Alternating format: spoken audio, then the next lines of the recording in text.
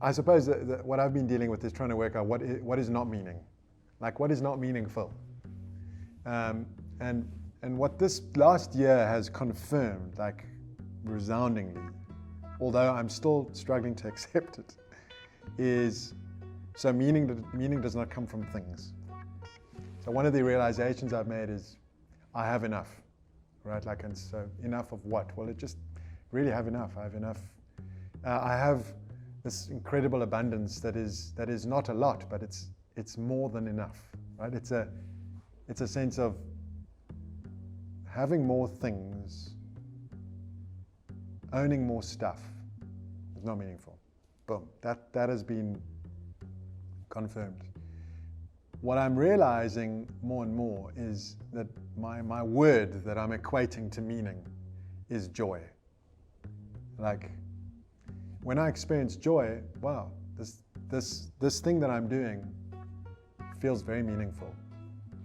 And it's kind of meaningful this is not a sort of a definition that I'm trying to create or even recite. I'm just sort of going with, for me, some days I'm sitting in a one-on-one conversation and ask 2 questions, and something happens and I feel some joy for myself and an empathy with the other person around what they're thinking about and discovering and what they're sharing with me and teaching me, and it's sort of joyful, and I go, wow, that's meaningful. I feel my energy go up.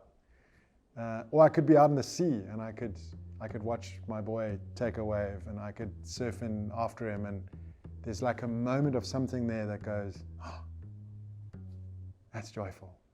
And so what's like draining from my joy? And that's pretty simple then to get to. And so that's my equation at the moment is, and I say at the moment, you know. So the things I do, the stuff I say, the thoughts I have, either bring me joy, they don't bring me joy. And when they bring me joy, it generally feels like it's meaningful. It means something to me. It's kind of resonant. Something resonates. So I also would imagine people have very different types of meaning that they get from many different things.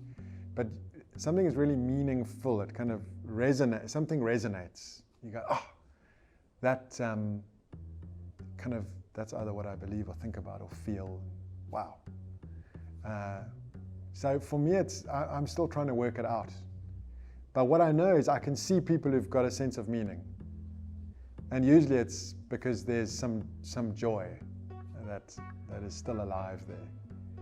And so you can have people who've got very little, but who are incredibly joyful.